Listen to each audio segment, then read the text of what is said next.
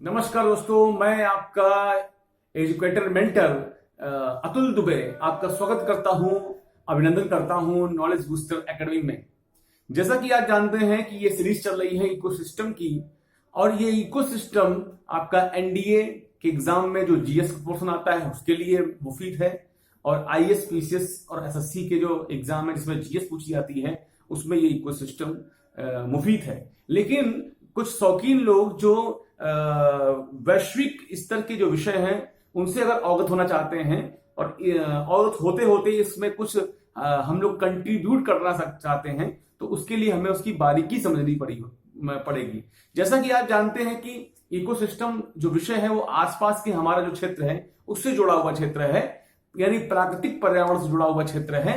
ये आपकी शरीर का इकोसिस्टम हो या प्रकृति का इकोसिस्टम हो, अगर वो बैलेंस में है तो जो है वो आपको बहुत कुछ देता है।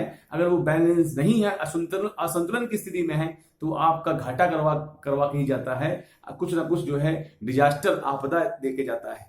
जैसा कि इस टाइम पे कोरोना वायरस चल रहा है, ये भी एक इकोसिस्टम इम्बैलेंस का ही उदाहरण है। इकोसिस्टम इम्बैलेंस यानी असंतुलन का ही उदाहरण है। इसलिए सभी लोग अपने घर में रहिए और हर 10-10 मिनट के अंदर, 10 मिनट में 1-1 घंटे के अंदर अपने हाथ धोते रहिए, सैनिटाइज करते रहिए अपने आप को, और साथ ही साथ में जो बाहर से आने वाली वस्तुएं हैं उनको, सब्जी इत्यादि, उसको धुल के खाइए और घर में रहिए, योग कीजिए, अध्यात्म से जुड़िए, और साथ ही साथ में जो है जो भी स्टूडेंट तैयारी कर रहे हैं वो इस वीडियो का आनंद लीजिए और साथ में इसके नोट्स बना लीजिए और इसके गहन अध्ययन को आप सीखिए। चलिए आते हैं अपने मुद्दे पर कि इकोसिस्टम, टाइप्स ऑफ इकोसिस्टम आज मैं पढ़ा रहा हूं। टाइप्स ऑफ इकोसिस्टम को समझिए कैसे क्लासिफाइड करते हैं। भाई देखिए, इसको बड़ी गहराई से समझिए कि एक भारत जो है, भारत एक प्रायद्वीपीय क्षेत्र है, 3 ओर से समुद्र से घिरा हुआ क्षेत्र है। वहां की जलवायु जो होती है वो कैसी है कि टेम्परेचर बढ़ा, प्रेशर घटा, टेम्परेचर बढ़ा, प्रेशर घटा, वर्षात हो गई। ये चीज समझ में आता ही। बॉम्बे की स्थिति आप देखिए, बॉम्बे की स्थिति क्या है कि जब कभी टेम्परेचर बढ़ जाता है, यानी कि 30 से 40 डिग्री सेल्सियस टेम्परेचर बढ़ा दिन में, 3 बजे दोपहर में टेम्परेचर बढ़ गया तो प्रेशर घट गया, और प्रेशर घट गया यानी कि वहां पे वायु दाब जो है, वहां पे हवाएं, वायु का दाब कमजोर पड़ गया, घट गया, एयर प्रेशर घट गया, तो समुद्र से जो है हवाएं होती हैं वो शहर की ओर आना शुरू कर देती हैं और वहां की पहाड़ियों से टकराकर बरसात कर देती हैं शाम के 4 से 5 बजे तक। और फिर रात में जो है, जब रात में 3 बजे 4 बजे के आसपास, जो 3 बजे के आसपास टाइमिंग होती है, उस समय क्या होता है कि टेम्परेचर घटता है, एकदम गिरता है, और एयर प्रेशर बढ़ा हुआ होता है। तो ऐसी कंडीशन में सारी हवाएं समुद्र की ओर चलती हैं। तो जब समुद्र से हवाएं शहर की ओर आती हैं तो इसको हम लोग बोलते हैं कूलर, और जो है जब शहर से हवाएं समुद्र की ओर जाती हैं तो उसको बोलते हैं एग्जॉस्ट। ये दोनों चीजें जो है आपके रोजमर्रा की जिंदगी में हैं। ये एक प्रकार का इकोसिस्टम है, पारिस्थितिकी तंत्र है। यानी कि वहां पे जो टेम्परेचर है, टेम्परेचर वेरिएशन है, वो ज्यादा टेम्परेचर वेरिएशन नहीं होता है। वो मैक्सिमम जो है 3 से 5 डिग्री सेल्सियस टेम्परेचर वेरिएशन होता है। 3 डिग्री सेल्सियस जो समुद्र तटीय इलाके, चेन्नई इत्यादि या बॉम्बे इत्यादि, वहां पे 3 डिग्री सेल्सियस टेम्परेचर का वेरिएशन ही होता है। जबकि जो स्थलीय, जो मैदानी इलाके हैं, जैसे उत्तर प्रदेश में यहां पर हम लोग सर्दियों में 0 से -1, -2 डिग्री सेल्सियस टेम्परेचर तक देखते हैं, और गर्मियों के समय में 40 से 45 डिग्री सेल्सियस टेम्परेचर तक जो है वेरिएशन देखते हैं। यानी कि लगभग मतलब 40 प्लस 40 माइनस का जो है वेरिएशन रहता है। मतलब 40 तो डिग्री सेल्सियस टेम्परेचर का वेरिएशन रहता ही रहता है, 40 डिग्री सेल्सियस का टेम्परेचर का वेरिएशन रहता है, 0 से 40। तो इतना टेम्परेचर वेरिएशन हम लोग देखते हैं, तो हम लोग की बॉडी इसके अनुसार, यानी कि जो उत्तर प्रदेश के लोग हैं उनकी जो बॉडी है वो अनुकूल होती है बनिस्बत महाराष्ट्र के, और उसी हिसाब से उनका जो उनकी संस्कृति है, उनका कल्चर है, वो भी परिवर्तित होता रहता है। उनका चेहरा है ना, उनका रहन सहन है, वही बॉम्बे वालों का थोड़ा अंतर में आ जाता है वेरिएशन की वजह से। एक छोटा सा मैंने एग्जांपल दिया टेम्परेचर और एयर प्रेशर का, तो समझिए कि जब छोटा सा एग्जांपल टेम्परेचर एयर प्रेशर में इतना वेरिएशन होता है, तो आप समझ लीजिए कि पेड़ पौधे, जीव जंतुओं में कितना वेरिएशन होता होगा। कहते नहीं, एक पुरानी कहावत कहती है कि कोश कोश पे बदले पानी, 4 कोस पे बानी, कोस कोस पे बदले पानी और 4 कोस पे बानी। मतलब कहने का मतलब यह है आप 1-2 कोस जाएंगे तो जो पानी की जो लेयर है नीचे, पानी जो भूमिगत पानी पी रहे हैं उसका टेस्ट बदल जाता है।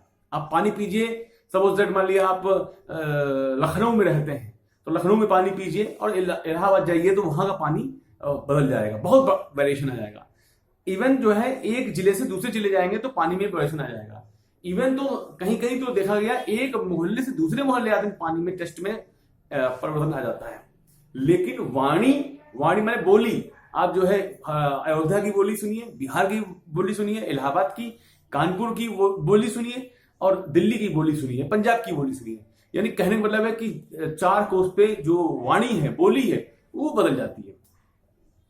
तो यानी कि इतनी भिन्नताएं हैं। उसी आधार पर निवास स्थल के आधार पर जो है ये मान के चलिए कि जो भौतिक दशाएं हैं, भौतिक दशाएं आप समझते होंगे, इसकी भी फिजिकल कंडीशन टेम्परेचर है, एयर प्रेशर है, वॉल्यूम है, साथ ही साथ में जो है उसकी जलवायुविक कंडीशन है ना, अक्षांश रेखांश से जुड़ी हुई कंडीशंस हैं। ये सारी जो है भौतिक दशाएं होती हैं। इन भौतिक दशाओं में जो क्षेत्रीय भिन्नताएं पाई जाती हैं, वो क्षेत्रीय भिन्नताओं के आधार पर जो है हम इसके निवास स्थल को तय करते हैं। ठीक, तो निवास स्थल के आधार पर हम वर्गीकरण करते हैं कि कौन सा जीव किस निवास स्थल के लिए सुरक्षित है, वो वहां रहना चाहता है और उसके आसपास की जो क्लाइमेट या पर्यावरणीय दशाएं हैं वो उसके लिए अनुकूल हैं। तो निवास स्थल के आधार पर वर्गीकरण, पार्थिव यानी जिसको हमको टेरेस्ट्रियल वर्गीकरण बोलते हैं, इसके बाद में जलीय एक्वाटिक वर्गीकरण बोलते हैं। पार्थिव का मतलब हो गया कि उच्च स्थलीय या पर्वत, उच्च स्थलीय यानी कि जो ऊंचे पर्वत इत्यादि हैं वो पार्थिव टेरेस्ट्रियल इकोसिस्टम के तहत आते हैं। इसके बाद में जो निम्न स्थलीय पर्वत स्थल है, इसके बाद में जो उष्ण रेगिस्तानी है और या शीत रेगिस्तानी है, ये 4 प्रकार के जो पारिस्थितिकी तंत्र है, इकोसिस्टम है, वो आपके निवास स्थल के आधार पर यानी पार्थिव टेरेस्ट्रियल इकोसिस्टम के आधार पर गिने जाते हैं।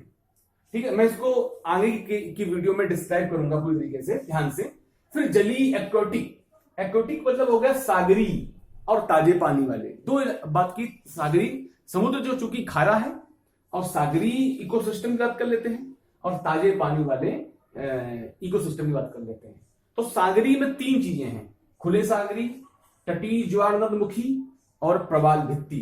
प्रवाल भित्ति में कोरल रीफ, जो राम सेतु है जो बंबन द्वीप में, धनुषकोडी में जो मोनाजाइट्स की खाने हैं या कोरल रीफ्स हैं, लगभग 300 वर्षों तक के अक्षय ऊर्जा के भंडार हैं। अगर जो है जैसे यूरेनियम को इनरिच करके हम लोग nuclear power, thermal power plant या न्यूक्लियर प्लांट या न्यूक्लियर बम इत्यादि बना ले रहे हैं, केवल थोरियम को, जो थोरियम पाया जाता है वहां पर, उसको इनरिच करके अगर हम लोग बना पावे तो 300 वर्षों तक के जो हैं ये मान के चलिए कि ऊर्जा के स्रोत हैं वहां पर।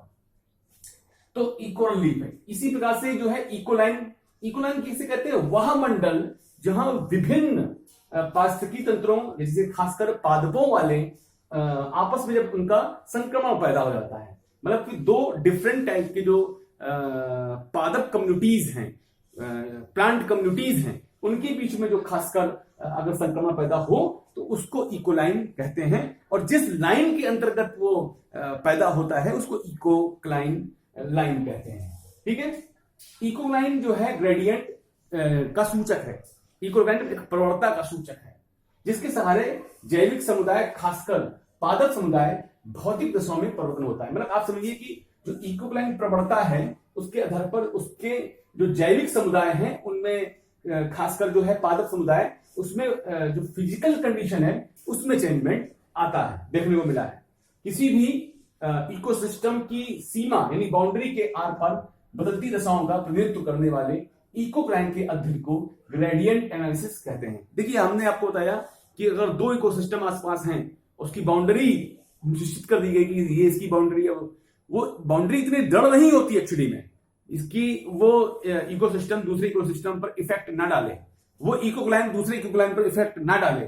तो किसी भी इकोसिस्टम की बाउंड्री के आर पार बदलती कंडीशन का रिप्रेजेंटेशन करने वाले इको क्लाइमेट की स्टडी को हम लोग ग्रेडियंट एनालिसिस कहते हैं, इसको प्रवणता एनालिसिस कहते हैं। अच्छा, इस इको क्लाइमेट की एक लाइन के बेस पर जो है हमने अनेक भागों में इसको डिवाइड किया हुआ है, क्लासिफाइड किया हुआ है। इसको आगे हम लोग समझेंगे इको क्लाइमेट को। इसके बाद में फिर जो है क्षेत्रीय आधार पर क्लासिफिकेशन, क्षेत्रीय आधार पर जो है जैसे जीवमंडली, जिसको लोग बायोस्फीयर कहते हैं, आप जानते हो, गिरवन में, मानस में, और तुम्हारे इसके बाद में मानस में, पेरियार में, इनके नाम अलग अलग आपने पढ़े होंगे। बायोस्फीयर रिजर्व क्षेत्रीय आधार पर उसका क्लासिफिकेशन किया गया। फिर महाद्वीपीय पारितंत्र में, महाद्वीपीय पारिस्थितिकी तंत्र की बात कर लेते हैं, जिसमें हम पर्वत भी आते हैं, पठार भी आते हैं। ये सारी बातें जो है महाद्वीपीय पारिस्थितिकी तंत्र में आते हैं। मैदान पारिस्थितिकी तंत्र में जो है अगर बात की जाए तो नदी झील की बात कर लेते हैं हम लोग। फसल क्षेत्र की बात कर ली जाए, जिसमें खेती किसान के जो खेत वगैरह हैं उनकी फसलों की बात कर ली जाए, चाहे धान के खेत हो जिसमें मीथेन गैस निकलती है, वो भी जो है एक इकोसिस्टम है। गौशाला हो या कोई एकाकी पादप हो, कोई एक प्लांट बना हुआ हो, तो ये चीज रही। अगर ये वीडियो आपको अच्छी लग रही हो, ये स्टडी अच्छी लग रही हो, इसको आप निश्चित रूप से लाइक कीजिए, सब्सक्राइब कीजिए और शेयर कीजिए। अधिक से अधिक लोगों तक जो है इस वीडियो को पहुंचाकर इस ज्ञान का लाभ मिले। ये वीडियो मात्र ज्ञानवर्धक है, इसका किसी भी व्यक्ति, वस्तु या समुदाय से कोई संबंध नहीं है, और ये केवल निस्वार्थ भाव से जो व्यक्ति ज्ञान अर्जन के लिए ये वीडियो है। नमस्कार।